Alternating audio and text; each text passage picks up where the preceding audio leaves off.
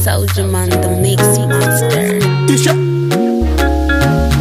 Babwena Isha Lambo Donza Yenda Usambire Ndatishinga Famba Usachele Ndakabarwa Ndakangopumba Rachimakadi muri Zimbabwe ndoitwa Ishe Lambo kana tiri kumangoma stage name but real name paya pandakaberekwa paya Love More Best Mukaro ndakaberekerwa kwaGutu paGutu Mission paya 1991 musi wa 4 February so zvamai manje ndine 31 years chibaba ichi ya grade 1 pamagombedzi ipo paya magombedzi primary school ndopandakarowa kusvika grade 7 form 1 zvekare pamagombedzi ipapo kusvikawo form 4 saka ndakati garei ukoko ndichiri mukomana saizvozvo right vabereki vangu vakashaya vose ndikatongoti infact amai vangu handivazive ndakazongokura nichinzwa kuti vakashayika because ndandiri mupana mudhara ndiye akazoshayikawo nda form 2 that was 2006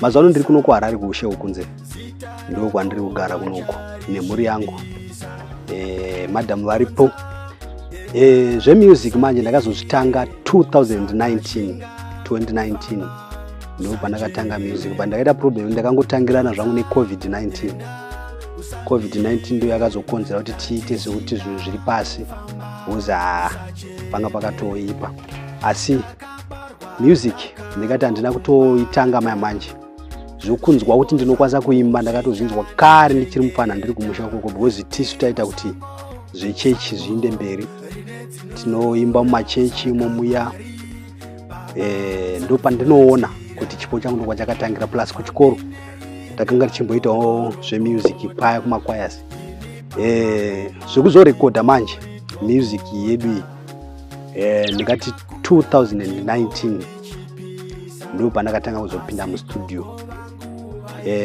ndo pandazama kushanda saizvozvo but nyaya yanga iripo yakangoti affecta hombe ndeyekuti COVID-19 plus unenge usati watanga kuti ujaire kuti music yako ungaimisa sei but zvamai manje COVID yakuita zvekuti yaderera kudai tiri kushira kuti tinyatsoenda mberi right hamastreets umu vanhu vazhinji kana vachitondoona vatonditi muchinda uya wendebvu ndebvu dziripo zoti mangwana ndine chitocelebrate 3 years chigero chisina kumbopinda apa saka istaira rangu ndo zvandingoriwo zvinongofanadzwa nemakatsi anongogerwa musoro vamwe anongogerwawo zuda vamwe anongoshepwawo ndebvu chichi but inini manje palife handigeri ndebvu saka ndo zvanditori.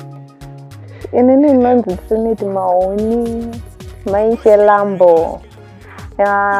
Ndinofarira music yababa vakatanga kuimba muna 2019 kuchechi futi vanoimba ndo pandakanyatsa kuona kuti baba vanoimba kustage vakazotanga kuti zvemangoma muna 2019 kusvika izvezvi 2022 ndinofarira song yavo yavanoimba inonzi kupfumbata ndiyo inondiitira zvakanaka.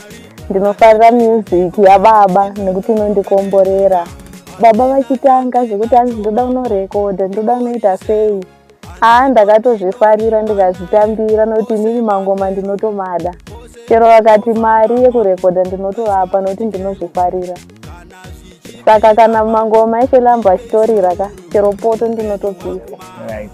Inini ndinoitwa so marire ndiri muvakidzani wa Ishe Lambo. Ishe Lambo takatangawo kuziva nawo mukugara kwedu ikoko nekutanga kuziva nekuti vanoitawo zvemusic.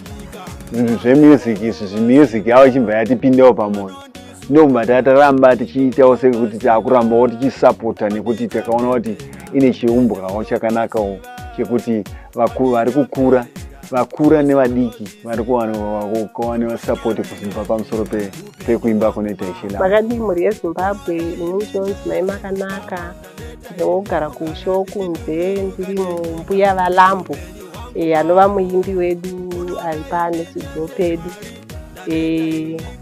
Muimbi wandinoziva achiimba nziyo dzinonakidza chaizvo zvekuti dzimwe dzachona dzedzekutoti kana ukatodziteererawo sekuteerera kwandinoita inini dzinondiitira zvakanaka, dzinondisimudzira pamararamiro according to maimbiro akadziita.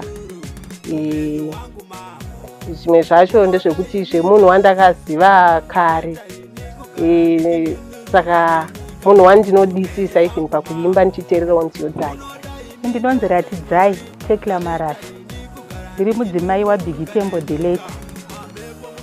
Ishe Lambo ndinomuziva semuramu wangu uye munhu anofarira mimhanzi. Mimhanzi yake ndinoifarira zvikuru nekuti igospel asi yakarerekera kune dzechimanje manje idzi. Koya dzimbo dzake dzine meaning, haangoimba zvisina zvazvinoreva, dzimbo dzake dzine meaning. Saka ndingoti dai Mwari vaitira zvakanaka, misambo yavo yaenderera mberi. Ndinoimba gospel zimdanzo. Itype yokuti tinogona kuiti gospel zvekare togona kungoti futi zimdanzo because zvinosangana zvakadaro. Chakaita kuti ndifarire music type ndeyekuti ndingati kuzimdanzo kune munhu wandanyanya kufarira kubva nditeerera zvemimhanzi izvi, Big Man. Wingy D ndio munhu akandi-inspire kuti ndifarire zimdanzo, but inini sezvo futi ndichifarira zvechechi because ndiri munhu anonamata, ndakazongozvibatanidza. Saka ndo chakaita kuti ndifarire kugadzira musambo wandinoimba. Music yangu ndiri kuipushawo sepo pandaimboti nhasi ndinoenda kuredio, ndeimwe nzira yekupusha music, plus kungosenderanawo mafoni, mabluetooth, mashades iwayo. Ndiri kubatika zvekare paYouTube, WhatsApp tiripo ipapo, zvekare paFacebook, Instagram, nezvina TikTok izvi. Ndiri kubatika but zviri kutotangawo zvazvo zvamai manje, hatina time yakanyanya tatangidzanawo yacho, asi ndo mamiri azvakaita. Rati ndo mhuri yangu inoyi, mufana muhombe musikana aenda kuchikoro hapo, but iri team iri ndo rimwe racho.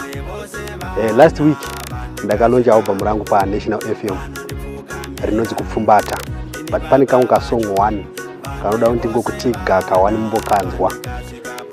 Ndakabarwa ndakangopfumbata, zvipo zvangu zvichandichengeta, tiri muzango, sango rine dzinorura, saka Mwari Baba satifura. Vamwe vose vana vandikazi kako vanondifukamira, ini baba vacho. Vamwe vose vana